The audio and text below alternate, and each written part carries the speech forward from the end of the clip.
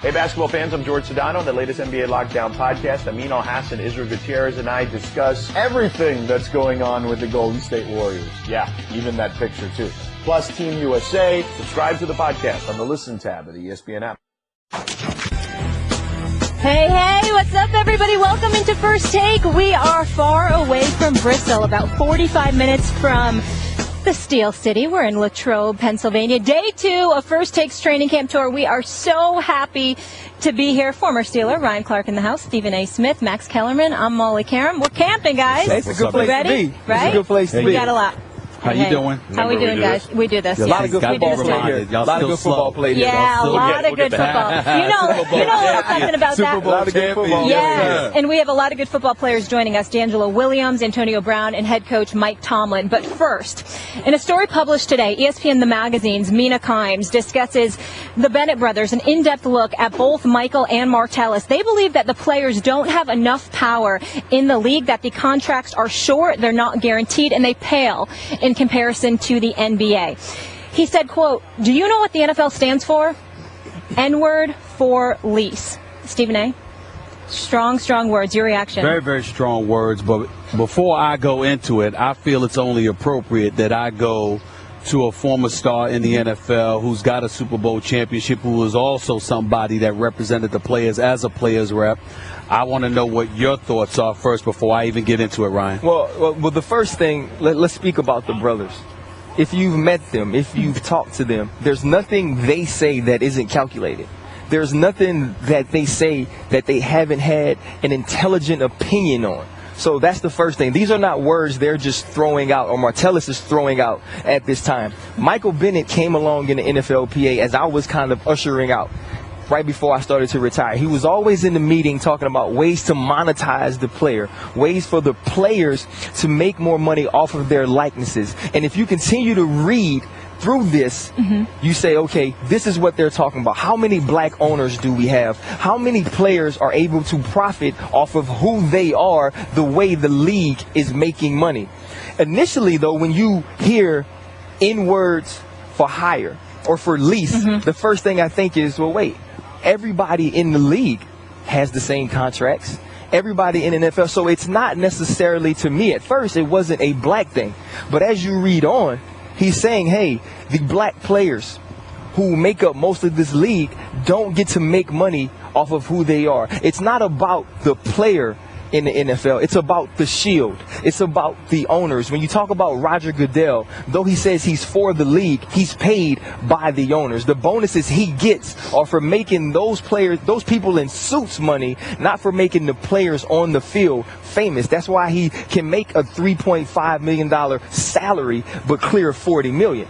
And so when you look at these things and the way that the PA conducts business, I don't agree with some of the things he said, because they do their best to monetize the player. They do their best to get money into their pockets. But when you look at the whole thing, when you look at the whole NFL, the money that's being made, the players aren't making money as compared to what the league is bringing in each year. And that's what they're talking about. Yeah. You look at the NBA, when you talk about LeBron James being able to step up and say things. Also, LeBron James as being the best player is involved. Chris Paul is involved. And he's saying until the quarterbacks, until the people who do get the most money step up and say, as players, we want more, we won't get it. And so I like what he said. I just think it could have been put in a better way, because it puts people off when you use the N-word. It makes them think that, okay, we're just being racial now. But if you look at the context of what he says, I agree with him in some ways. You just wish he could have articulated it in a way where more people receive it. Yeah, I would say, look, first of all, I like the Bennett brothers a lot. I like what they have to say, particularly Michael Bennett. I think he's necessary in the NFL. If you look at the content of what was said, it's uncontroversial. That's an uncontroversial comment in terms of the content. Has there been a history in this country of exploiting African-American labor? Duh. You know, I mean, like, this is not news. That's uncontroversial. And football, whether we like it or not, I know it takes kids off the street and it gives focus and it teaches various values that we like very much, et cetera, structures time. This goes for white players, too, obviously. I mean, there are rich white kids playing quarterback, and the dads are paying a lot of money for them to do it. But what is also true is that football is exploitation on this level. What we're asking these players to do with their bodies is exploitative. And so it is a continuation in certain respects of rich white guys, by rich white guys, of African-American labor. I don't think that is well, they're making millions and yada, yada. Yes, they are. They're paid well for the labor, but it doesn't mean it's not exploiting what they're doing at a real physical cost. As you mentioned, when he drops the N-bomb, it does two things. On the one hand, it draws attention to the comment. I doubt we would be talking about this had he not dropped an N-bomb. On the other hand, it obliterates the content of what he's saying for many because they can't get past it, even though it's a very interesting use of the word here, because usually you can make a distinction.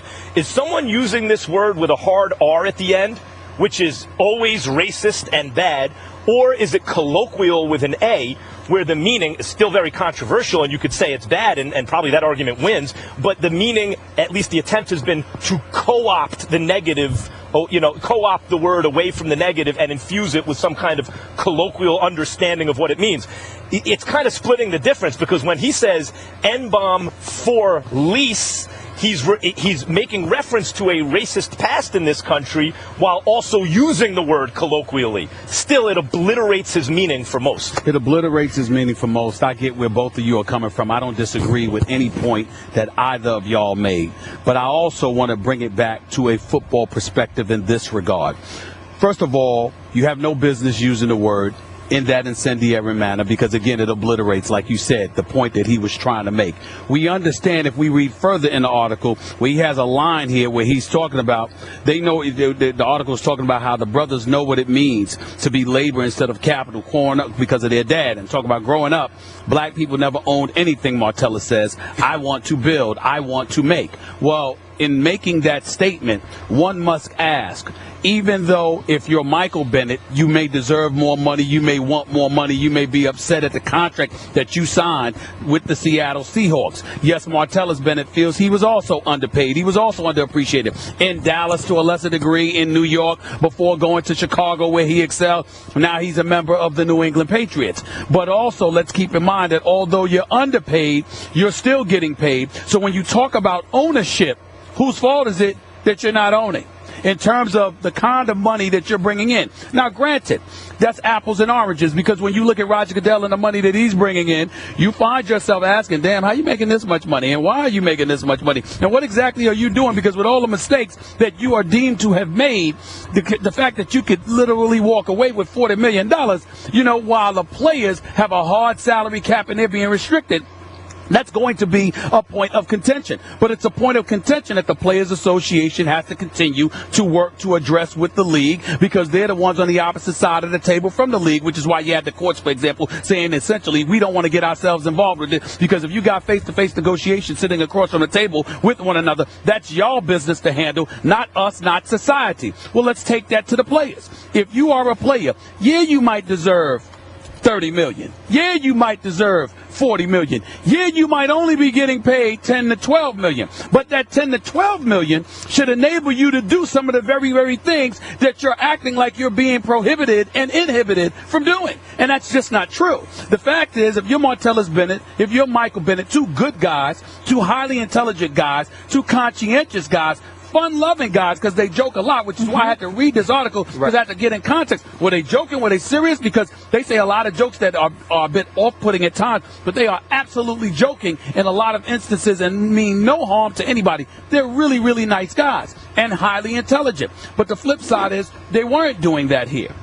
They were bringing attention to the NFL, the business of the NFL, and what it is, while at the same time acting to some degree like they're not benefiting to the degree that they're benefiting. Do they deserve more? In all likelihood, yes. But it's not like you're not getting paid. But you know what's interesting, Stephen? When you look at baseball, and there are various legal reasons for this. Baseball is exempt from antitrust rules. It functions as a monopoly. It's recognized that way. So the players have recourse that they don't have in the NFL and the NBA, by the way. Yes. But when you look at baseball, it must occur to a black athlete that is a more a whiter sport, at least. And the traditions have been that way. And that has the strongest union. And even though it's large rosters, not as large as NFL, but certainly much larger than the NBA, And even though it's not nearly as popular nationally, there's no salary cap, there's no max contract, and it's not even a full contact sport.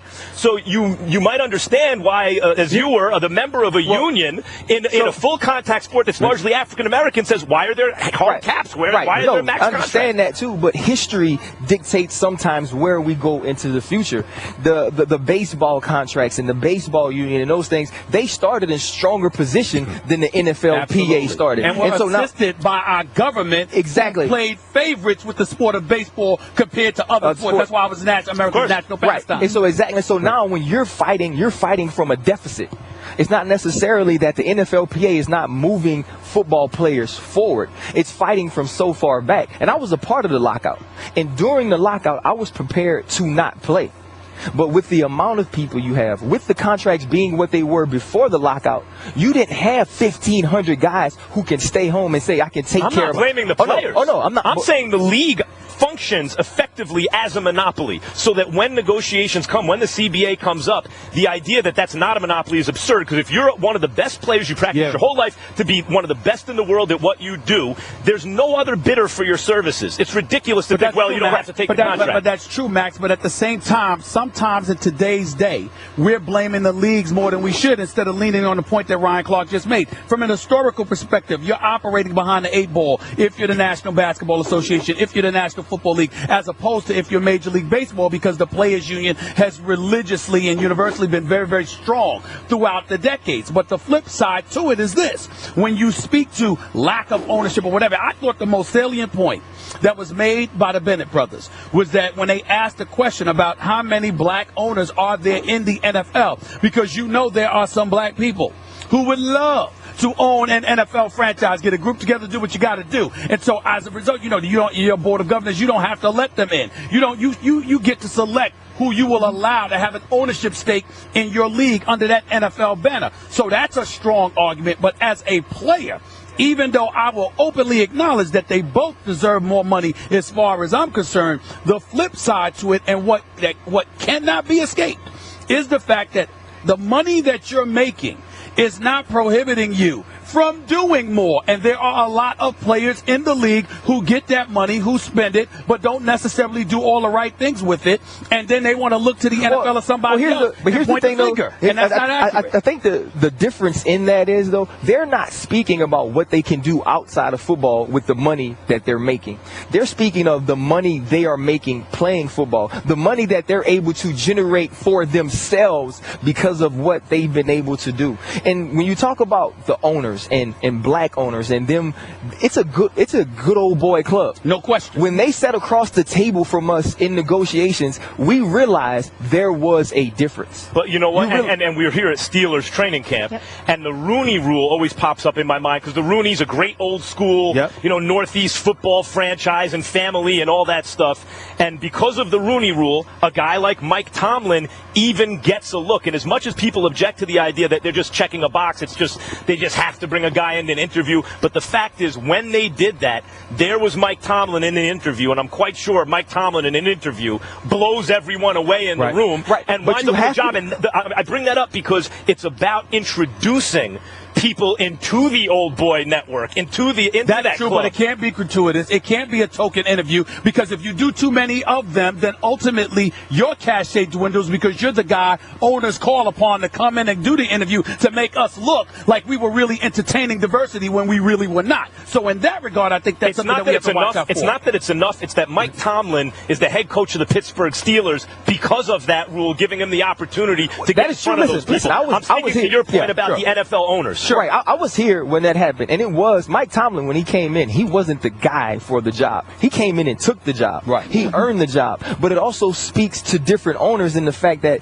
the Rooney Rule was put in to give these jobs the opportunity, these guys the opportunity for jobs. But you also have to take it seriously when they come in. You also have to take the rule at its nature and believe in it and think it's true, and not use it as a token, not just to check off the list. Because there are guys that do that. Right. But let's stay on the players, because you're absolutely right about that with the coaches. But in the same, we're here at Steelers camp. We are here. This is Steeler Nation. They got 6 Lombardi trophies, in their hallways.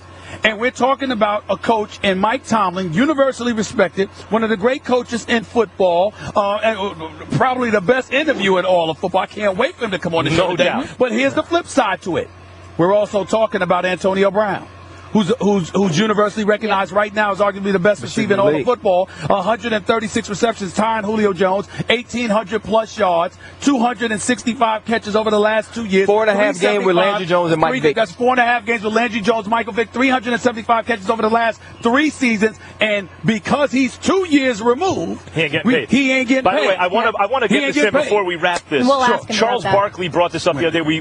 We talked about it last week in the beginning of the week. This always comes up in these kind of conversations. There's institutional or societal responsibility. In this case, I'm about the responsibility of the NFL, the institution of the NFL. And then there's personal responsibility. In this case, Stephen A., you're bringing up the players. People of a progressive bent will tend to focus on the institutional responsibility. People of a conservative bent will tend to focus on personal responsibility. Both of them are legitimate point of views, and they both have a place in the discussion. I agree. Right. Totally. Well, and just the last thing for me, this conversation got to a lot of black and white. And I think that's what the comment and using the N-word brought us to. It was a broader question. It was a broader interview and quotes by these guys, because it's about the player and the owner and the league and the ownership of the league. And I don't mean ownership as in owning a team, the ownership that each person gets to take in what they do, their value, and what they bring to the table. But that is why it comes down to black and white, because the absence of that power to the mind's eye on a part of a player ultimately takes you there. And that's the problem. That's why it couldn't be avoided. Yes, the N-word shouldn't have been mentioned, but the N-word was emblematic of clearly what he feels, because he believes that as a black man, not a football player, that's why this is happening. Did it have a good effect or not? Because on the one hand, we don't talk about this if he doesn't drop the N-bomb. On the other hand, by dropping the N-bomb, many people's ears are going to turn off. As long as he's willing to back it up, it's a good thing. I'm not saying using the N-word, but the subject is a good thing. And we're talking about it. We'll leave it there.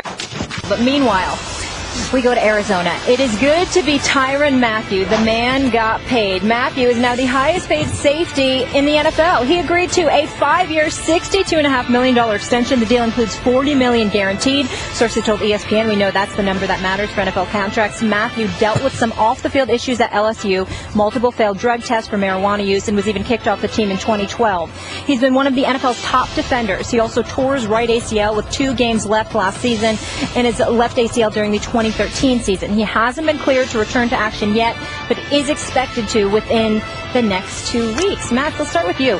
Will this deal make you forget Tyrann's past? I mean, I don't want to sit here and just beat a dead horse every time the subject comes up. I don't care if a player smokes weed. They shouldn't be testing for it. They sell alcohol during commercial breaks. It is hypocritical to test for weed.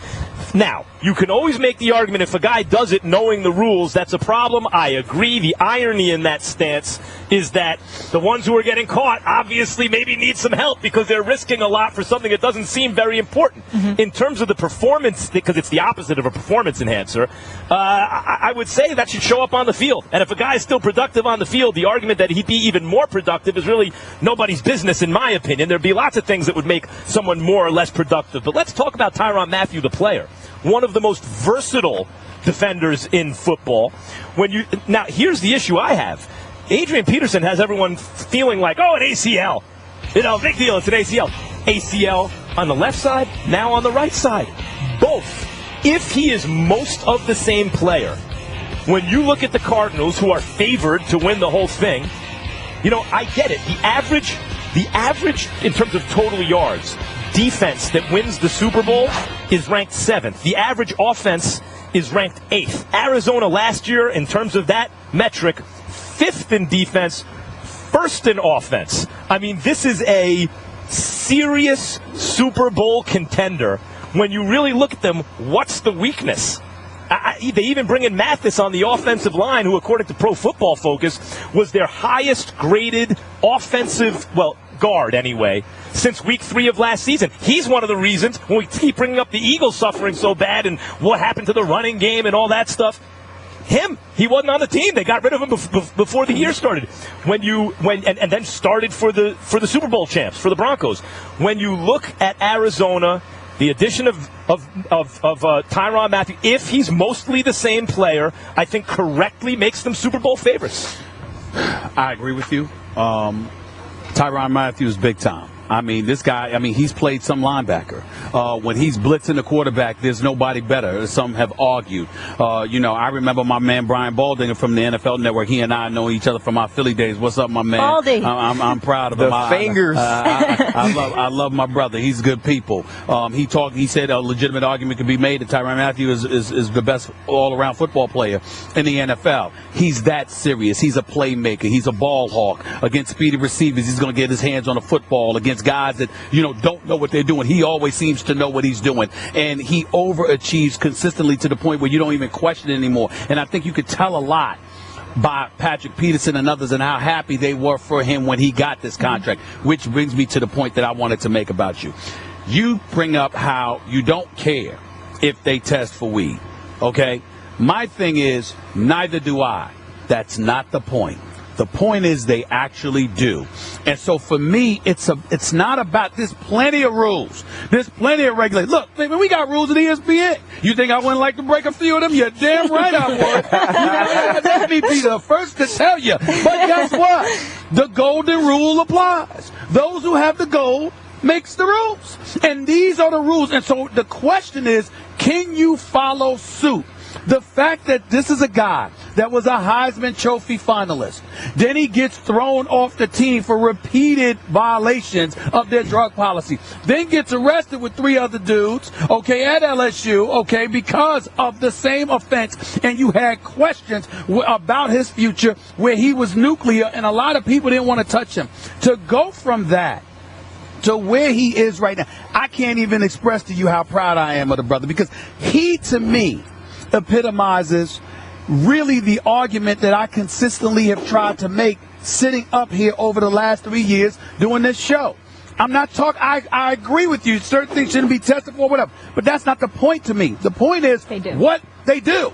This is what they're doing. Can you follow the rules or can't you? This notion that I would come on here and sing along and wax eloquently about the dangers of smoking weed and all of this. Look, man, I know too many dudes who do it. Yeah. Right.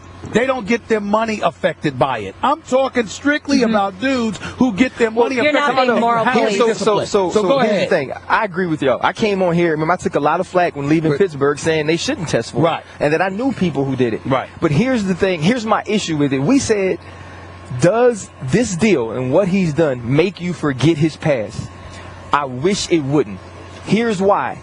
If he was still smoking, if he had smoked himself out of the league, if we never saw that talent come into what it has come into the $40 million guaranteed, being the highest paid safety, we would talk about it.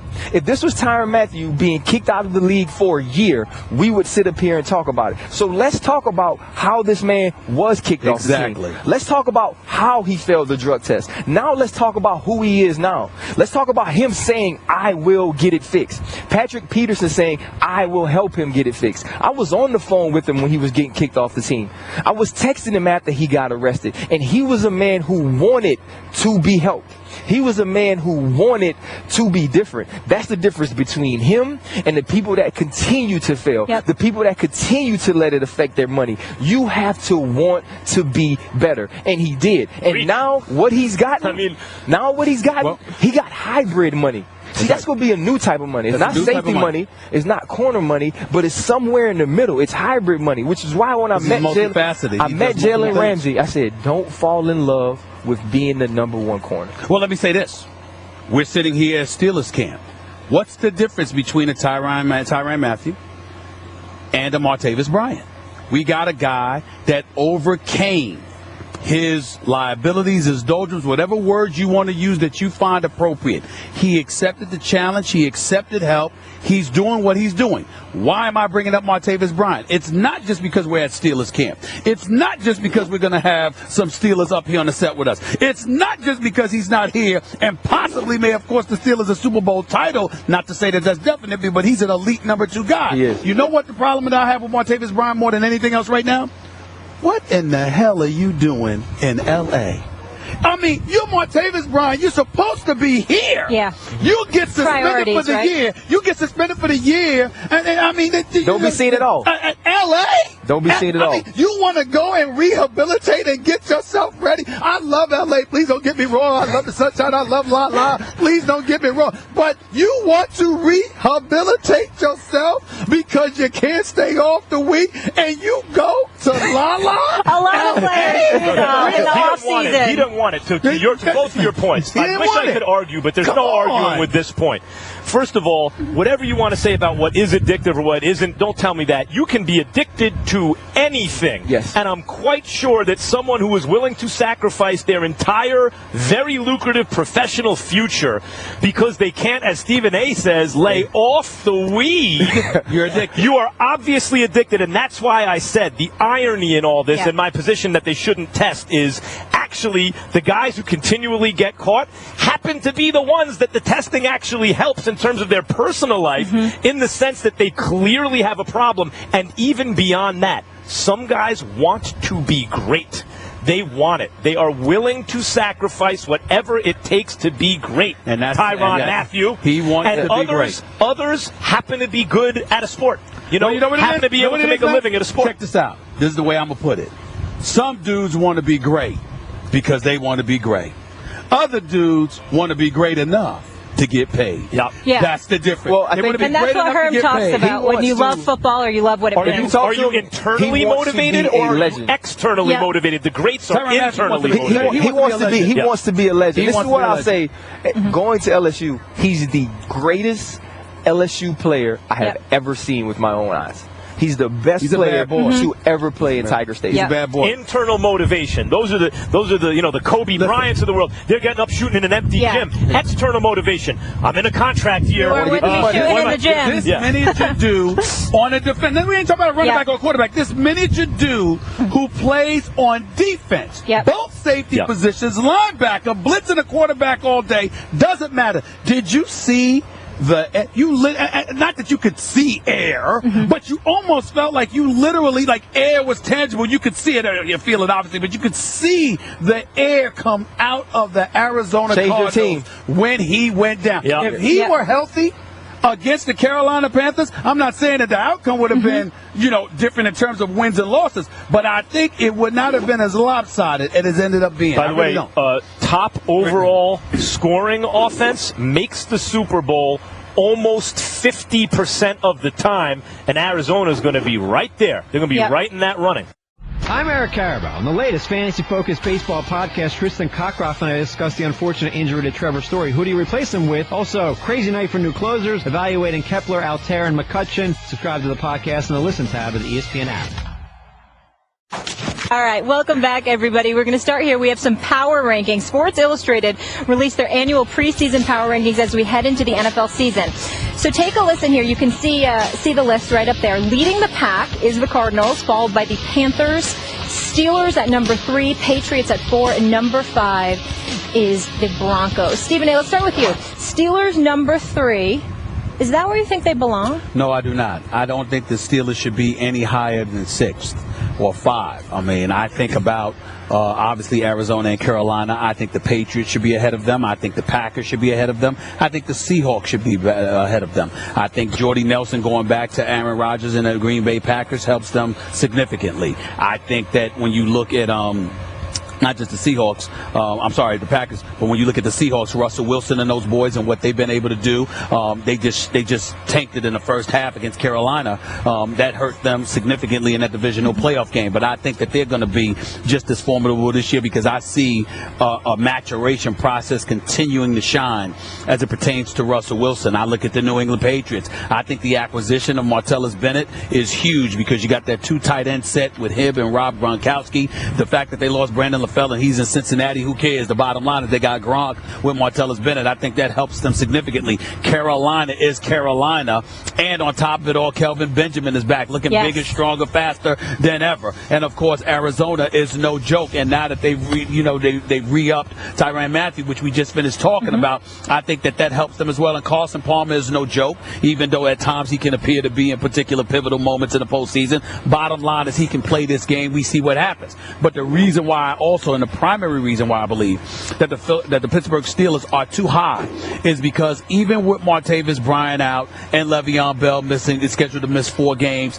I look at the Steelers offense still as a juggernaut, but their defense is suspect. They missed this brother right here. They miss a few other guys, and I look at them right now, and I'm just not satisfied. Their passing game was anemic. I know they've drafted on the defensive side of the ball. They've gotten younger. They've gotten some speed. I get that. Jarvis Jones still a huge question mark. Shazier and Timmons and those boys, we'll see what happens along with Stephon Tuitt. I'm just looking at them right now, and even though they have elements in their defense where you have individuals who can play, by and large, I look at the Steelers' defense having a lot to prove. I told this to Coach Tomlin last year. Come here when I came down here to interview him last year. And I'm telling you right now, I got questions about your defense. He said, we going to be all right, Steve. I said, I'm telling you, Coach, that damn passing defense, I still haven't recovered from Tim Tebow throwing a touchdown pass. Hey, don't bring that up. Come on. You can ask him again. Don't do that. Don't do that. I'm just saying, those are my concerns about the Steelers. You cannot be a top 3 team in the NFL power rankings when your defense is such a huge question mark. That's my problem. I'll say this. Let's start with the Steelers. They hope that they address the secondary in the draft, the corner in the first round and the safety in the second round. They hope, but you never know when you're doing it through the draft. Still a rookie. The jury is out still on that. It remains to be seen. You're right. I brought it up last segment. In terms of yards allowed, the average Super Bowl winner is 7th defense, 8th offense. This is a lopsided offensive team, at least on paper.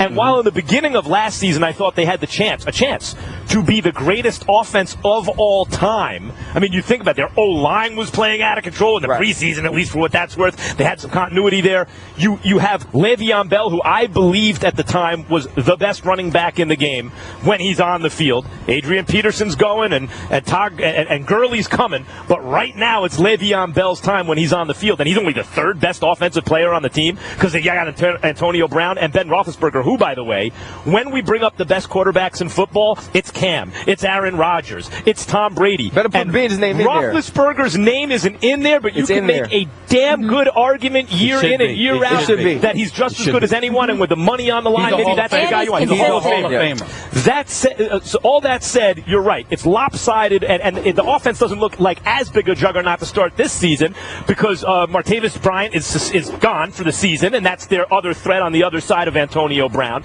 And Darius Hayward-Bay has never panned out quite to be the threat you wished, and you're not going to have Le'Veon Bell for 4 games. All that said, as I said in the last segment, in terms of the history of the modern NFL and the Super Bowl era, if you have the top scoring offense, and the Steelers might, you get to the Super Bowl almost half the time. It's 46% of the time. That means you get to the Super Bowl. You don't. Okay, but that's top. It's a high percentage. They got a shot for that. It's a high percentage. Now, I'll say this: the one team I don't think you can put ahead of this. I don't mind them being 4th. I think you have to give the Patriots the benefit of the doubt. Brady's going to miss not 4 games, not the whole season. If you have Brady for most of the season, the 2 tight end set, not any 2 tight ends either, with Belichick, I think you always have to make them the odds-on favorite in the AFC. I would say the Steelers can go right after them. That's why I put them. I say they're 4th. And here's the other thing, though. If we're talking about, let's look at the numbers, just look at the teams. You look at Arizona and you say, okay, yeah, this team, the way they're stacked on paper now with Johnson being the bell cow in the backfield, he's a great running back. Not a good young running back, a great young running back. And catch the ball out of the backfield. That defense was stout. You look at the Carolina Panthers. They are Carolina. I expect Cam to come back this year. And the loss of Josh Norman, we're going to see it's not going to be a big deal defensively. The Pittsburgh Steelers have something, though, to me, that the Arizona Cardinals don't. They have Ben Roethlisberger. And we can talk about Carson Palmer and the year he had and the numbers he put up, but when the money was on the line, when Carson Palmer had to be the guy, he couldn't be. And that's who he's been throughout his career. Ding, ding, ding. No, he's right. Carson Palmer choked under pressure. And that's the top-rated team, right? You're talking about the Cardinals. Second, the Panthers, their bet last year at least, their best receiver was the tight end. Their best running back was the quarterback. It's not like they're flawless teams ahead of the Steelers. You're missing a point, and here's what the point I think both of you are missing. Dare I say, Ryan Clark, I might be missing. You might be missing something here. I hear where you're coming from about Carson Palmer. One could make the argument that despite the choke job that he put forth, they still were a better team than the Steelers from a complete perspective because of what I said about the Steelers defense. I am shocked that my man Ryan Clark, former Steeler, champion, did not bring this point up. Have you forgotten who they're playing? I mean, don't they have to go against the Baltimore Ravens twice? Don't they have to go against Vontaze Burfict and the Cincinnati Bengals twice? Oh, by the way, Vontaze Burfict, the guy who handed them the playoff game? I know he lost it, but not during the regular season. Ray Lewis and Ed Reed are not walking through the door of M&T Stadium. I will not. They're not walking through the door. They still beat They're not walking through the door last year. They're not walking through the door. They beat the Steelers without him last year. The Steelers were a wide receiver away from beating the Denver Broncos. Well, no, but it is true. Like, they have a built-in rival that it means more in that rivalry than the Arizona does or Carolina does. Arizona, the Carolina, the kind of competition they have to face in the NFC South. Okay, don't get me started with that. I'm just looking at it from the standpoint that the road to prosperity is far more difficult for the Steelers than some of those other teams. Just trying to build it up so they get more credit when they win. You guys have them. Brian, here's my question though. You guys have them both around 4, right? The Patriots, but you were saying Packers and Seahawks. So you don't have Packers or Seahawks ahead of the Steelers? I think the Packers will be better this year. Obviously, Jordy Nelson was a huge loss for them. And I think Aaron Rodgers is the best overall quarterback in the league. But I don't like the way that offense looked without him. I don't know if Jordy brings them back to what they were. Aaron wasn't what they were. You talk about lines. This line compared to that Packer line, loads and loads of difference. If you gave Aaron Rodgers real protection, it is on. Here's the story. The hits keep coming for Dallas, and by hits, I mean suspensions. Sources confirm that Rolando McClain, his recent 10-game suspension is not just a failed marijuana test, but for another opiate, commonly referred to as purple drank. It's a combination of Sprite, cough syrup, and codeine, according to our Todd Archer, and first reported by Bleacher Report. When asked if McClain's career is over, head coach Jason Garrett said, "We're focused on the guys who are here." The Cowboys are already facing a $250,000 league fine for numerous suspensions of late. Stephen A., is it time for the league to step in with this Dallas team? Absolutely. I definitely think that the league should step in. I don't think that they should leave the Dallas Cowboys to their own devices because, as far as I'm concerned, they appear to be an organization ill-equipped to handle this. Whether it's Jerry Jones being too preoccupied with marketing while trying to be the owner, the president, the GM, and to a lesser degree the coach, because none of us really consider Jason Garrett a head coach. We consider him a coordinator or a puppet master. Pick one or the other. That's what we look at him as. And I think that the Dallas Cowboys history validates everything that I've been saying. Now, in hindsight, just to backtrack a little bit, Ryan, because you weren't with us Monday in studio, I brought up how the whole Dallas Cowboy thing locked arm in arm with Dallas police officers. Everybody is trying to misconstrue that stuff, trying to get me to apologize. Let me be the first to tell you there's no way in hell I will apologize. I meant what I said. I said what I meant, and I mean it today. Sorry. Because all I was trying to say was, obviously, it was the right thing to do. And obviously, we're all sensitive to that issue, and we need to stop the violence across the board. Violence against the police officers, violence on behalf of some rogue police officers against unarmed black people.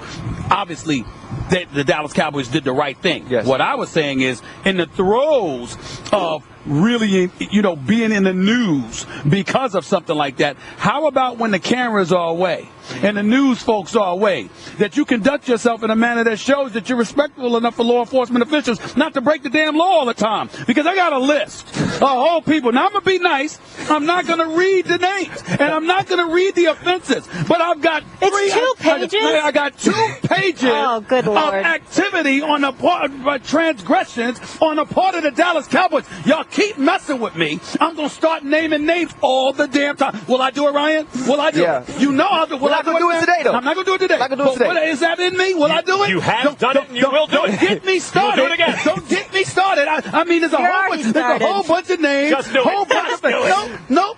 I'm not going to do anything. I'm not going to bring up weed. I'm not going to bring up violators because they used weed. I'm not going to bring up intoxicated manslaughter. I'm not going to bring up theft because you're stealing cologne and a pair of drawers. That's his favorite. That's your favorite one, though. I'm not going to bring it up, okay? I'm going to leave it alone. All I'm trying to say is, in the end, the Dallas Cowboys have shown a propensity to be ill-equipped to handle matters themselves. When you got the head coach, Max, Ryan, coming out sitting there talking about, I think we're fine. We're a model franchise. I don't have the quote in front of me, but Jason Garrett. Great culture. Great culture. Great culture. That was it. Great culture. Great culture. For a great time. Your coach is actually quoted as saying that. That's all I need to say. I'll leave it alone. Go ahead. But when you say step in, right? When you say the NFL should step in, it would be an unprecedented move. Yes. Not like the NBA saying, Chris Paul, you can't go to the Lakers. Right. The NFL doesn't do that. The owners run the league. They do. They run the league. But you look at the Dallas Cowboy decision making. How many? No, it was great. I think all guys deserve a second chance. I think they just, if the league says they can play, I think they should get an opportunity to play on a team. But you can't give everybody a second chance. You can't give a guy a second chance. You see that your culture is not good for rehabilitating him and say, but you know what? We're going to get this one too. And then we're going to get this one just like him. And this one that was suspended or kicked out of the league or failed a drug test. You have to develop a culture of getting good people that are able to tutor these young men, that are able to help these young men, putting things in place where you win more of these situations than you lose. Because right now, all of these guys that we are giving passes because they can play football, the Dallas Cowboys are not helping them in life. Because if they go there and continue to do the same things, which it seems they do when they get to Dallas, they are not helping this football team and they're not helping these football players. And it's not the 90s. They're not getting it done in the field anymore either. Speaking of which, 2000, 20 years, don't act like it's 10. Purple drank. I mean, after Jamarcus Russell, you would think that's the cautionary tale. Just because it's not a powder or you don't smoke it or something, or you come from a place where you see it around you, kids, that's a bad idea. Purple drank. To paraphrase Stephen A., stay off the purple drank. Or how about stay off the lean? Stay off the lean. Stay off the lean. Okay, but stay off the lean. Let me say this. The Cowboys' misery is like mother's milk to me. Oh, when the Cowboys fans are having a bad time, as a Giants fan, I love it so much. Again, like Eric Cartman in that South Park episode, I want to lick the tears off Scott Tenorman's face. Oh, Cowboys fans, it's delicious. I love it. That said, here's the irony of the Cowboys right now, okay? This is the irony of the Cowboys. As Jerry Jones has ceded increasing control to his sons, to Stephen Jones. Yes, Stephen Jones. In fact, they are moving in the right direction in certain respects. What do I mean by this? They don't draft Johnny Manziel? They don't draft Johnny Manziel. And I thought, oh, you got to play for the Cowboys. And people like me were wrong, right? And Stephen Jones got his way. They devoted a lot of resources to the offensive line, which is not always the sexiest thing to do for the fan base. But 3 out of 4 seasons, they used their first-round pick on the offensive line. And here is where their culture goes Tony awry. Romo deserves credit for that because he implored them to do it. And they deserve credit for listening, But here's the where they go awry. They have a very high threshold for risk, the Cowboys. Now, that's like a kind of a baseball, a hitter who swings for the fences, so he strikes out a lot, but when he gets a hold of one, hits it over the fence. But what they've shown in recent years is that's been counterproductive. Yes. The reason these guys are falling in the draft is that if the best ability is availability, their problems make them unavailable. They can't even get on the field. I think if they adjust their kind of threshold for risk, their tolerance for it, otherwise, in many respects, they're moving in the right direction. Now, in terms of should the league intervene, no, I don't think the league can intervene. But here's the real issue. if the league says these players are in the pool of players you can still employ, the Cowboys understand their temperament is then we're going to go after those players because we feel their stock is undervalued. In fact, where they go wrong is in evaluating the stock. Their stock is properly valued. That's why they're available to you. Right. They're not going to help you win. Here's where I think you're missing. I think you're letting the Dallas Cowboys off the hook, specifically Jerry Jones. Here is why. Jerry Jones is such a marketing wizard, such a marketing genius. He literally lives by any publicity is good publicity, even if it's bad, because if you're talking about us, you're talking about us. And he has a fan base. That's the true reason why I hate the Cowboys. It's not because of the players. Dez and all these guys, I love these guys. I mean, you know, there's a lot of good brothers on the Dallas Cowboys. I don't wish for them to get in trouble. I don't wish for them to get suspended. I don't wish for them to lose unless they're playing against my favorite teams. I don't have that problem with them. The Dallas Cowboy fan base is the worst in American history because they are the most delusional bunch of people that I've ever seen in my life. You could be literally 1 in 15. The Dallas Cowboy fan base will wake up the next morning. We gonna be all right. Yeah. We win in the Super Bowl next year. They're totally delusional. They were in the mismatch last year. What was their record, like 3-10 or something like that? I'm talking about initially midway. They were like 3-9, 3-10. They lost like 8 or 9 straight. They were like this, man. We got a chance. We won play away. We just one play away. But they were still fighting. They were still fighting to make the playoffs, though. I'm talking about the proudness of it all. I'm talking about sticking out their chest like we can still make the playoffs. Watch what we do. You 3-9, 3-10. They still hanging on those Troy, Michael Irvin image. Listen, they disgust the Dallas Cowboy fan base. Disgusts me. It's not the team. It's not even the owner because he's a brilliant businessman. It's their fan base, the worst, most delusional fan base in the history of American maybe sports. They sipping lean too. I can't stand them. Yeah, can we finish the segment with your cautionary tale? To stay off the lead. We will leave it there. But we want to talk a little basketball here. We begin in the association, and this is pretty good. The Warriors made a splash by signing Kevin Durant, but it's not going to change how one Splash brother feels. Klay Thompson speaking with The Vertical on the addition of Kevin Durant to his team. Quote, I feel kind of disrespected that people keep using the term sacrifice to describe me and describe us, but I'm not sacrificing bleep because my game is not changing. I'm still going to try to get buckets, hit shots, come off screens. I want to win and have a fun time every game we play. Stephen A., could trouble be brewing? Could this be a problem for the Warriors? No trouble. This is a highly intellectual basketball team. They're very, very smart. And anybody who knows anything about the game of basketball recognizes how great Klay Thompson is. Klay Thompson averaged 22 points a game, shot 47% from the field, shot 42% from three-point range. He's a career 42% shooter from three-point range, okay, and 45% shooter from the field. He's averaged better than 21 points a game the last 2 years. His 41-point explosion in Game 6 against Kevin Durant's OKC Thunder, I might add, shows me all I need to know. The Splash Brothers are universally recognized as the greatest shooting backcourt we have ever seen. Klay Thompson is one of the Splash Brothers. What he has done is what Kevin Durant is aspiring to do. Is he the complete all-around superstar that Kevin Durant is? No, he is not. But Kevin Durant came to his squad. It ain't the other way around. Kevin Durant wants to be a champion. Klay Thompson is already a champion. Klay Thompson has also been to 2 NBA Finals appearances, and it damn sure wasn't his fault that the Golden State Warriors didn't end up, or not sitting here today, rather, as back-to-back NBA champions. So I don't want to hear about him deferring to anybody. When you're that kind of a marksman, that quick release, that level of accuracy, and you put the ball in the hole the way that he has, you defer to no one outside of Steph Curry, and that's only because he's your point guard who's running the offense and distributing you the basketball. And last point, I find it reprehensible, and I've said this on several occasions, that the only time I ever hear anything really about Klay Thompson is on this show. His daddy is a champion who happens to work for our network, and we don't talk about Klay Thompson nearly as much as we should. This dude is a star.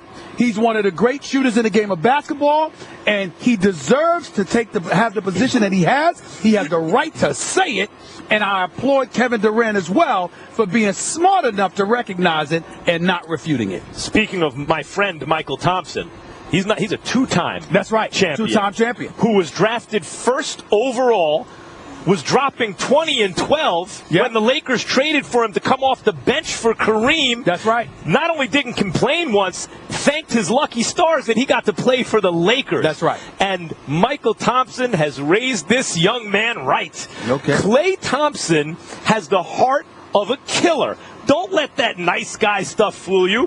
He's the guy who draws the toughest defensive assignment on that team while averaging more than 20 efficient points on the other end of the floor.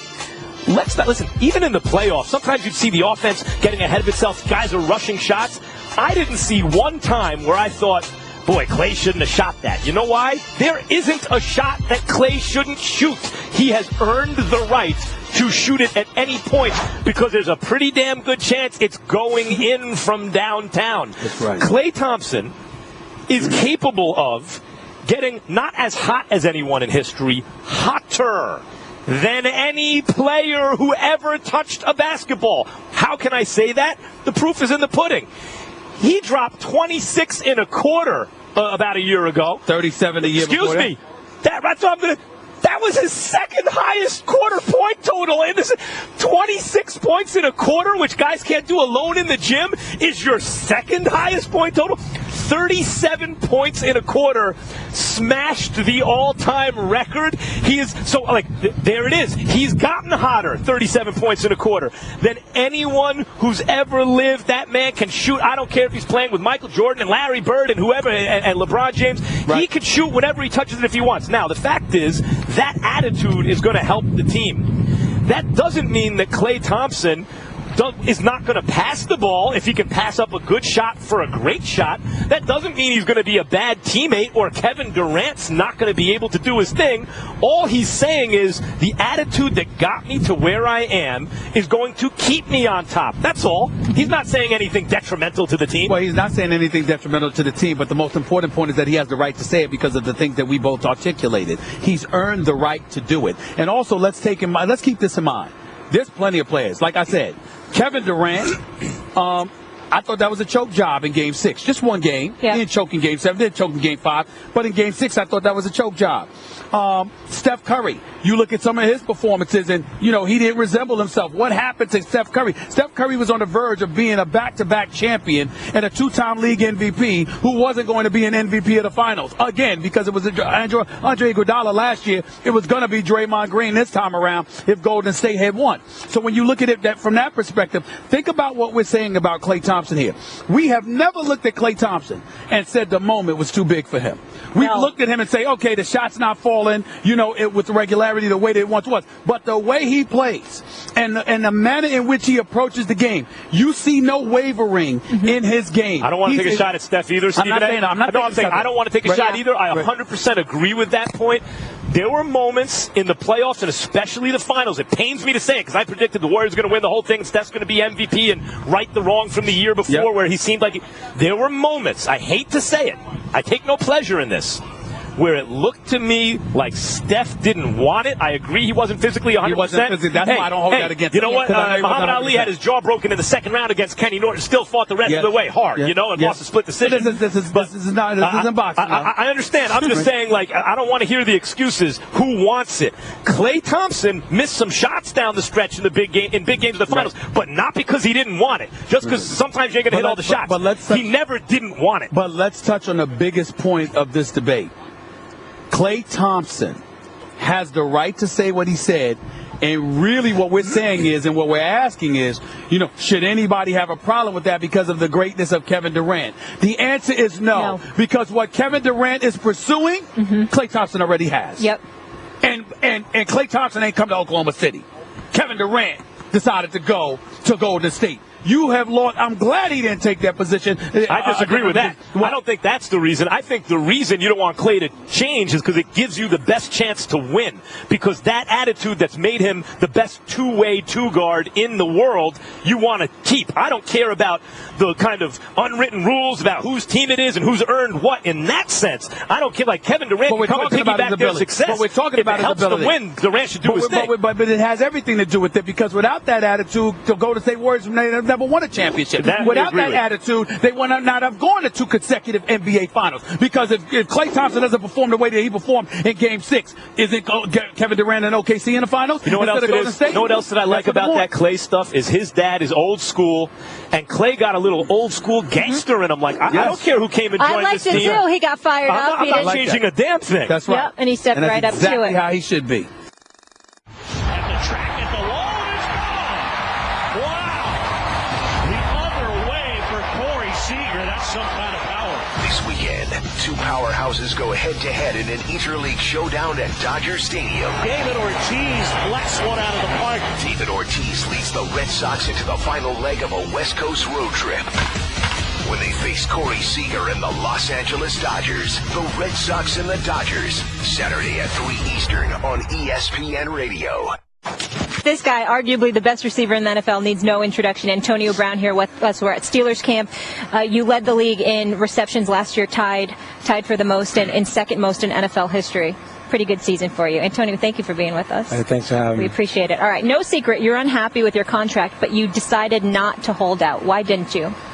Well, I have a lot of respect for Mr. Dan Rooney. Obviously, holdouts never go well, and you can never supplement being in football shape and being around your teammates anywhere in the world other than training camp. And that's why I'm here. You know, the first step of getting better is showing up, and I want to start things off on a positive note. Isn't that a problem for you, though, in the sense that no good deed goes unpunished? Yeah. So Antonio Brown, they know this is a guy who we don't have to pay him now because he's going to go out and put the work in and ball out regardless. So if we have another year, maybe if you weren't that type of guy, you get paid now. Do you ever consider that?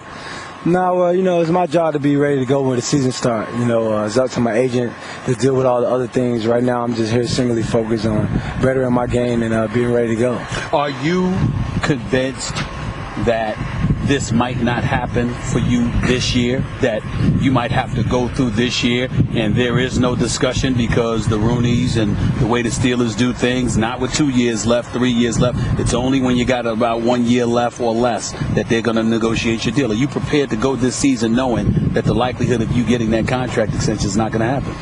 Well, my focus is simply just getting better, letting Drew Rosenhaus take care of all those things. I'm just here to do my part in regards to being in shape and being ready and putting my wood on display. I know things will fall in place. You had the same amount of receptions as Julio Jones last year, 136. Had 1,800-plus yards. He had a little bit more.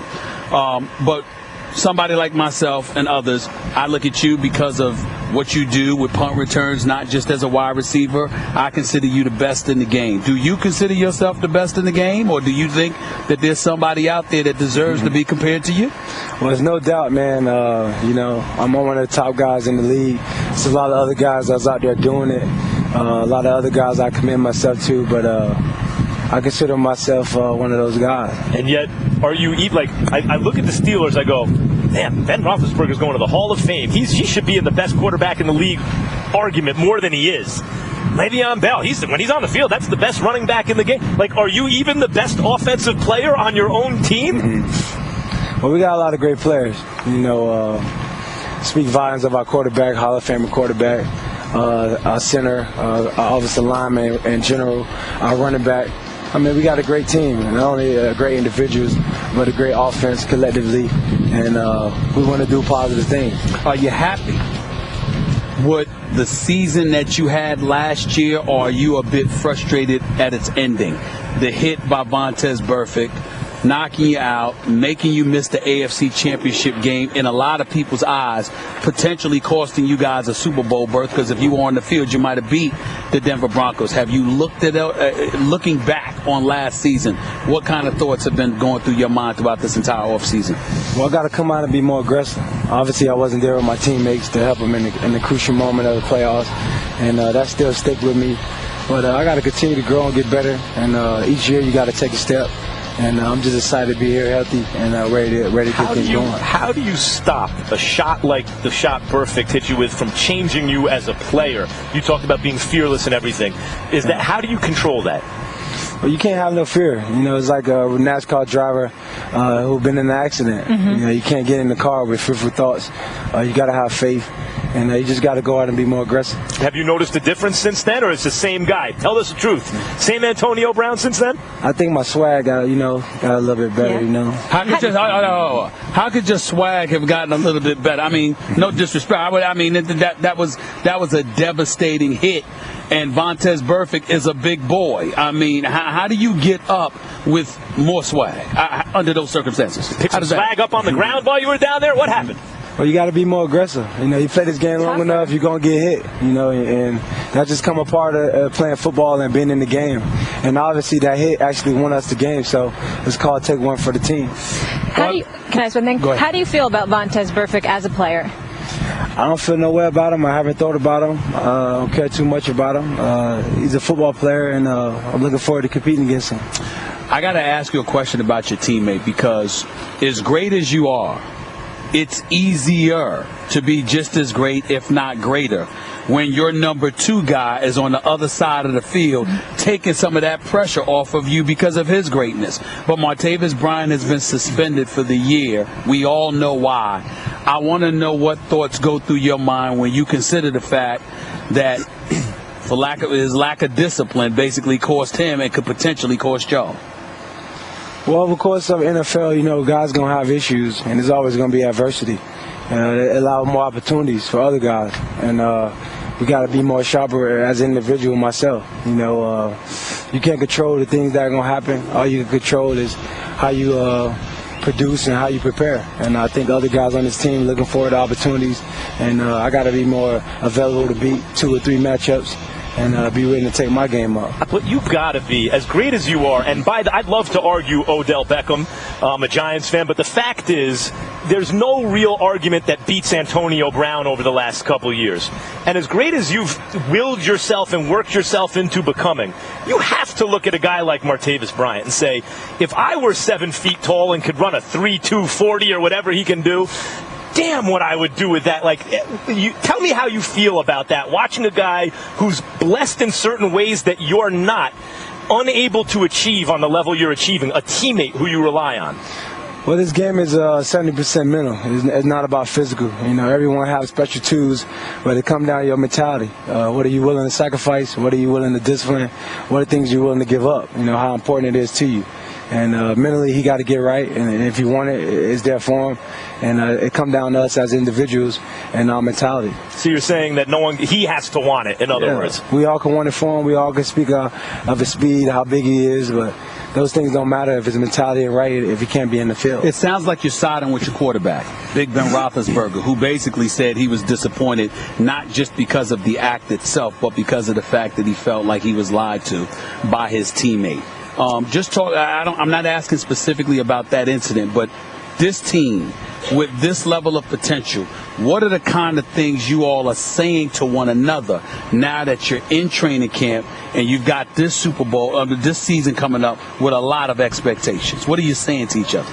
Well, we're holding each other accountable. If we're going to do the things that we desire to do and be a world championship type caliber team, we got to hold everyone accountable. We got to know every guy who got his hand in the pile is going to do what it takes to be on the grass and give us his all. And the men that's here now preparing for that journey, and we holding each other accountable with such focus of being the world caliber championship team. Who's the team to beat in the AFC? Pittsburgh Steelers. Who are you worried about? Pittsburgh Steelers. Not worried about anybody else? Not worried about the New England Patriots? Why will the Steelers win the AFC North without Bryant and Bell for 4 games? We got to look within ourselves. We got a lot of guys looking for opportunities. I think we're hungry. We're a young team that's been on the rise for a long time, and I think we are motivated and want success. And we're here putting in the work and the details of things, and we're singly focused on ourselves. We're not worried about anyone. We're just worried about getting better each day. And today, a beautiful day in Latrobe for us to get better. You guys have a great offensive team, there's no doubt. But do you ever sit there and think, like, boy, if we just get it together, if Ladarius Green is really going to come through, if this, not this year, but if Martavis can get it together, what can we become? Do you ever consider, like, the potential of this offense? Well, potential means nothing if you don't unlock it. And we don't live in our fears and we don't live in our what ifs. We just tackling it day to day, getting better with the men that's in the helmet. And we want to continue to work at it and enjoy the process. This is a dual question, and I'll openly admit and confess I'm starting trouble here. Yeah. I got to ask this question, Antonio. Yeah. This defense, do they do a decent job against you in practice? Does the defense do a decent job against you in practice? They try to do a great job against me. I didn't ask you whether they tried. Yeah. I said, do they do a decent job against you in practice? I mean, they do a good job. Okay, fine. Here's my thing. Antonio Brown is arguably the best in the game. Mm-hmm. You just said they do a decent job against you. Why the hell can't they do a decent job against anybody else in the passing game? Because to me, that's what's holding y'all back from winning the Super Bowl. Particularly when they practice against you. They're practicing against the best. If they're practicing against you, and they're doing well against you, they should be able to handle regular receivers they run across. Wouldn't you say? Absolutely. That's why we're here in training camp. Those guys are embracing the roles of competing. And iron sharpen iron, and we all better in our game. Do you see progress? And what progress have you seen in the defense, if you've seen it? Well, I see a lot of growth. I think Pittsburgh has been always known for our defense, and I think those guys are hungry and wanting to get that name and that regards back in their favorites. Before we get on out of here, did you really think that I was going to let you come up on this set and sit here with me and not explain yourself as to why you decided to go and dance with the stars? Did you really think that was going to happen? You really think what was that about, man? What was that about? Well, there's a lot of things. I finished last year with a concussion. Obviously, it's hard to learn dances on the course of 5-6 days. So I was looking for something to sharpen my game and better my mental game.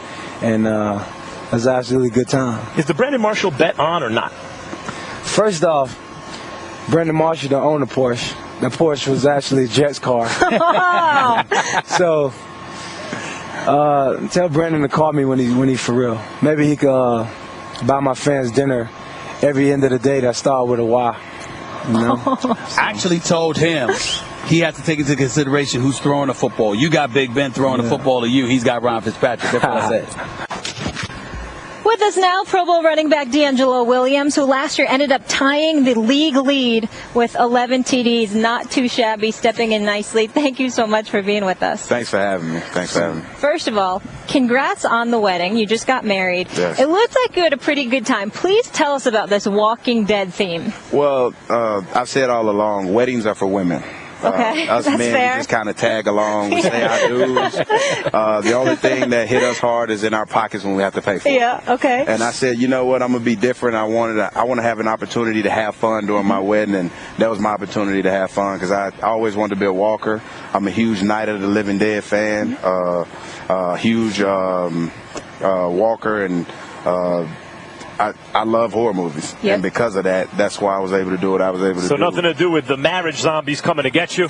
The single D'Angelo Williams, being killed by the marriage zombies? No symbolism there? No symbolism at all. But I mean, I guess you can say that because I mean, once we do get married, we're like zombies.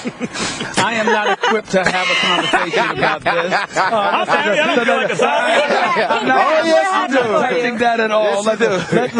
Let's go to football. I mean, we look at the Steelers right now. There's a lot of expectations, but obviously you got Le'Veon Bell. He's expected to be out for the first 4 games. You got Martavis Bryant. He's suspended for the season. We all know why. That puts a lot of pressure on you. You carried the ball 200 times last year. Everybody thinks you can handle it. Nevertheless, people still are looking at the Steelers and thinking Super Bowl. Talk to me about that. Absolutely. I mean, you got to think, though, all 32 teams are thinking Super Bowl, but the reality is... I don't think all 32. Which ones you think? Please, you want me to get started? I'm not even going to start that. I told you. I know we pressed for time. That's everybody's goal. Now, whether they put the work in to be that 2 teams that play in the Super Bowl, now that's completely different. We put that work in here to get to the Super Bowl and to win it. We don't just want to get there and then falter once we get there. We want to get there and win it. There's no jab at any team because I know how people try to go through and they try to, thread out stuff that I say. Right. But There's always pressure on me, and that's the pressure that Coach told me there's only two types of pressures: pressure that's applied and pressure that you feel. And I want to be the one that apply that pressure, and I apply it to myself all the time. I always get ready for a 16-game season, whether I play in it or not. So I'm ready to go, and then once we make that playoff push and that Super Bowl run, I'll definitely be ready. So there's no pressure on me at all. I mean, a lot of people tease me and say I'm a backup, man, but what they don't understand is it doesn't pay like a backup. A backup that ball last season. 32-year-old running backs. 33. No, I'm saying last year. Yeah. 32-year-old running backs who carry the ball as much as you did don't generally perform the way you did last year. 33-year-old running backs almost not. How have you been able to preserve yourself to perform at this level at this stage in your career? It's not about preserving yourself. I had this conversation countless times. It's not that. It's just that the coaches don't give you those opportunities anymore. You look up all the 32-year-old running backs that have played at my age and see if they got the same opportunities that I got. All you have to do is have a coach that believes that you can carry the load, and you'll make it happen. And I don't think any of the coaches that are 30-plus years old that had a running back to do it believed in that guy once he hit 30. Here's why I disagree with you. I disagree with you because I think you're selling yourself short.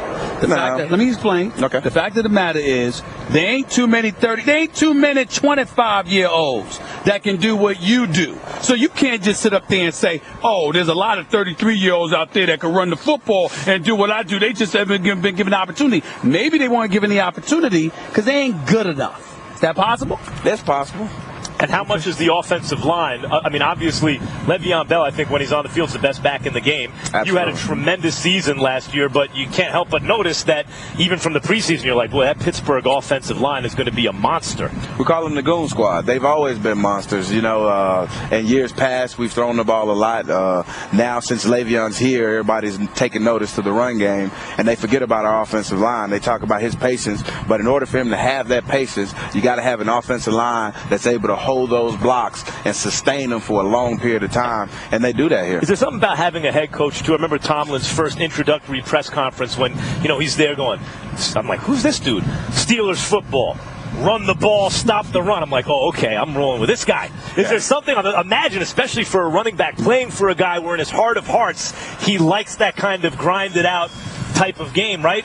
Well, it's not just that, though. You also have to understand, not only do we have a great offensive line, and I'm saying great, a lot of people put the Cowboys offensive line up there, and they kind of look at the Steelers offensive line and don't put us even in the top 5, but we'll change that this year. Yep. But you look at it I look at it from a standpoint of this. No matter how good your offensive line is and no matter how good your running back is, it all boils down to your quarterback. It all boils down to your quarterback. And having the quarterback that we have in Ben Roethlisberger, he takes a lot of pressure off us, because if you put 8 in the box or 9 in the box, he will torch you and his change of play calling. I got to chime in here because I got to get this in. I asked Antonio Brown the same question. You're a loquacious individual. You talk, you speak your mind, etc. I want to know what, if anything, did you say to Le'Veon? Did you say to Martavis? I want to know what kind of conversations you guys have amongst yourselves in terms of staying straight and narrow and doing what we got to do to get this done, and not putting yourself in these positions. Well, we've had those conversations. The unfortunate part about those conversations is that you don't think you have to have those conversations. So when you have those conversations, it's too late. It's already that they're either off the beaten path or they've already got into some trouble, and that has nothing to do with Le'Veon or Martavis Bryant that I'm speaking about. I'm just talking about in general. But the conversations that we've had, because I don't know what's going on, and I hadn't asked L. Bell, hey, what's going on? And the reason why I haven't asked him is because when I sit up here and I talk, I get to talk like everybody else and generalize, and say, hey, but I don't know what's going on, though. You don't know what's going on. We know the appeal process is going forward. He stepped up. He said what he's had to say. Yeah. But we all put him in a box. And not when I say all, I'm not talking about myself, people outside of him, and say, hey, he can't stay off the weed. But, in fact, we don't know what actually happened. We don't know if there was a mix-up in locations on where he was. It ultimately comes back to him making sure that he have his priorities straight, or he have his all ducks in a row. And that's why I asked you, what do you say as a team? Not even to those specific individuals, right, but just coming together and making sure you flying the straight and narrow, because we got a big goal here. What do you say to them, really? Well, we did say this, the Pittsburgh Steelers, our offensive side and our defensive side, we're the only ones that can beat ourselves. We're the only one that can beat ourselves. And we're not talking about in the game. We're talking about off the field. Right. Because our off the field issues are obviously public. So, and that's what we're having to deal with. Gotcha. D'Angelo, thank you so much. We always enjoy having you. Good luck this season, and I love what you said about the wedding. That's fun. Yeah. Enjoyed it. It was about time we had fun, right? Right? You don't look like a zombie. You don't look like a zombie. I mean, that's because I'm on set right now. I'm in front of millions of But he people. can transform. Somehow, We saw. some way, I don't believe that you would have gotten married if you felt like a zombie. Exactly. I don't believe that. You know, we You better always clean it up. You got to go home. Clean it up. I know. Clean it up. Well, we all had those head down cases where you just walk in the room and you. So are we zombies or are we not? Happy life, happy life. We all know that. And we're so lucky. We've had absolutely a beautiful day out here and thrilled to be joined by Super Bowl winning coach. You don't really need any introduction to this audience, though. Mike Tomlin entering his 10th year. Thank you for making time for us. Glad to be on with you guys. We really appreciate it. Coach, we know in the NFL it's next man up league. This offense is on pace to be one of the best ever in the NFL. Obviously, suspension 4 games for Le'Veon and then Martavis Bryant out. Who has to step up? You know, I think we're going to be defined by our depth, and I think that's always the case. You know, sometimes adversity comes to you in different forms, whether it's suspensions or injuries or a combination of both. The emergence of young guys, the development of young guys always excites me, and I'm seeing guys taking the necessary step to help us in those areas. Guys like Sammy Coates, who's, you know, his growth and development over the last 12 months has been highly documented. But more importantly than that, we're seeing it day to day out here now as we begin the process of building our team for this year. Coach, I'm looking at Sammy Coates. I'm looking at Mark Sweeten. I got a lot of confidence in them with Martavis Bryant being out. Even though Le'Veon Bell's not going to be there for the first 4 games in all likelihood, I'm looking at D'Angelo Williams. We know what he could do. We know what this offense could do with Big Ben, and Pouncey being there helps that offensive line. I'm looking at your defense. You and I talked about this last year. I had concerns about the defense and the passing, you know, the secondary. You drafted Burns. You got this kid. I think it's Sean Davis. I forgot his name. Sean Davis. Yes, that's right. I got it right. Talk to me about what you feel about your defense, because I'm really not concerned about the offense. It's your defense I'm worried about.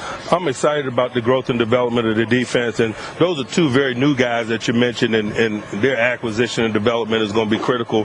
But it's the young guys that have been here that are continuing to grow and develop and hopefully emerge and take the next step in their careers are the real reason why we're excited. Guys like Stephon Tuitt and Ryan Shazier are no longer young developing guys. They got to be cornerstones of this unit, and from what we've seen thus far, they appear to be ready to take that step. Bud Dupree, too. You feel the same way about Bud Dupree, right? No question. Okay. Coach, when you were first announced as a Steelers head coach, and I'm like Stephen A., my first love as a team actually were the Steelers, because when I was a kid, you know, Mean Joe Green was on the Great Space Coasters, right? The Steelers won the Super Bowl every year. And I'm like, who's Mike Tomlin? And you get up, Steelers football, run the ball, stop the run. I said, oh, okay, I could go with this guy. This guy, I could see why players would. It must particularly gall you in terms of your hard-nosed kind of mentality and sensibility when your defense is soft, when it's given. How does a Mike Tomlin team ever get to a place, I'm really curious, where the defense is the problem? Well, we didn't suggest that people ran on us successfully, so let's It is the secondary. It is the secondary. There's a certain feeling when they throw the ball over the top of you. You hate that, right. But nobody running through us, and that's remained the same. Fair point. I'll let the stats speak for themselves in that regard. So, but to your point, we do want the defense to be a strength of our football team, and the reason why we've won. The makeup of our team hadn't been such over the last several years, but at the end of the day, man, we got to let egos and our vision of how we win to the side some and do what's required to get out of stadiums with W's and play to our strengths. And in recent years, the offense has been our strength, and we can't hate that. Yeah, I know you hate losing. You always hate losing. You're a Super Bowl champion. You've taken the team to 2 Super Bowls as this team's coach. I know you don't like losing. But last year when y'all lost to Denver in that divisional playoff game, it seemed to hit you when I watched you in the postgame. It seemed to hit you just a touch harder than other losses in the past have hit you. Talk to me about why it appeared to be that way. Because I thought that group had the unique closeness required to be world champs. And forget playmaking ability and the things that you do inside a stadium. I thought that group had the unique closeness that was required for us to be world champs. They told each other the truth. They held each other accountable. We weren't perfect. We made mistakes, but we quickly acknowledged them and we moved on from them. And those characteristics that really revealed themselves over the course of the journey is what created those feelings. Did you find yourself, and I know you're not one of those guys about ifs and could-haves and would-haves, but it had to sit up there and just pause you for a second. If Ben Roethlisberger was healthy, if he wasn't fighting through some stuff, if Antonio Brown, hadn't gotten concussed by Vontaze Burfict, if he was available in that particular game, do those kind of thoughts enter your pragmatic mind, even in moments like that? After the fact, when I get a little distance away from the scenario, I can assess it in that way. I don't know that I allow myself to acknowledge those type things in the midst of it. I'm just paid to overcome issues such as the ones you mentioned, and so is our team, and we embrace the responsibility that comes with our positions in that area. Coach, by the resume, Bill Belichick's the best coach in the NFL, maybe in history. You are one of the top coaches in the NFL, but a lot of people's favorite coach. Like, you happen to be my favorite coach. I'm a Giants fan. And when you talk to players and personnel around the league, and you mention that, they all say the players love playing for Mike Tomlin. What does that mean for you, that players love to play for you? Man, we all know our responsibility and what we have in front of us in here on a day-to-day and week-to-week basis. That is what it is. It's okay. We might as well have fun while we do it. And along those same lines, I also believed in being upfront and telling them the truth. And I think those are two prongs, if you will, of my approach that I think players appreciate.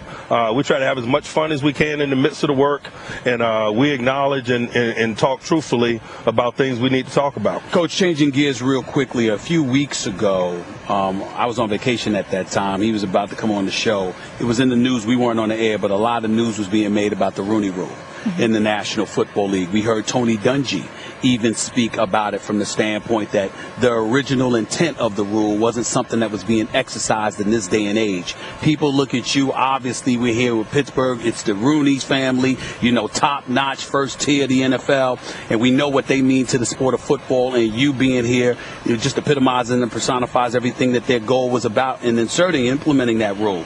What are your thoughts about what's been going on in the National Football League as it pertains to the paucity of African Americans being hired? I'm so glad you brought it up. I have many thoughts, and I think there are many elements of this discussion that needs to be chewed on by all of us. The original intent and the spirit of the rule being one thing, not to dictate the process, but to simply slow the process down, to encourage people that want to follow the spirit of the rule to take time to get to explore worthy candidates. But to me, there are other elements of the discussion that are developing quickly that aren't being discussed as much. The utilization of search firms in the hiring process eliminates some of the transparency that makes the upkeep of the spirit of the rule easier. I'd be interested in peeling back the curtain and having open discussions about why people choose to use search firms to make hires, right, and what the process of the search firms are, and who the decision-making people within the search firm game are. There's so many elements of this discussion that needs to be had, and whenever the subject is brought up, I'm always willing to take part. I appreciate you allowing me to. Yes, we have to go to break. Coach, you got to come back on, and we'll discuss it more. You're a class act. Thank you for having us, and your team always must watch. So looking forward to that this season. Best of luck. First take done here in Latrobe. Tomorrow to Richmond for Redskins camp. Stay tuned. Everybody have a wonderful day. We'll see you tomorrow. Thank you, Coach. David Ortiz leads the Red Sox into the final leg of a West Coast road trip. Wow! When they face Corey Seager and the Los Angeles Dodgers. Corey Seager, that's some kind of power. Saturday at 3 Eastern on ESPN Radio.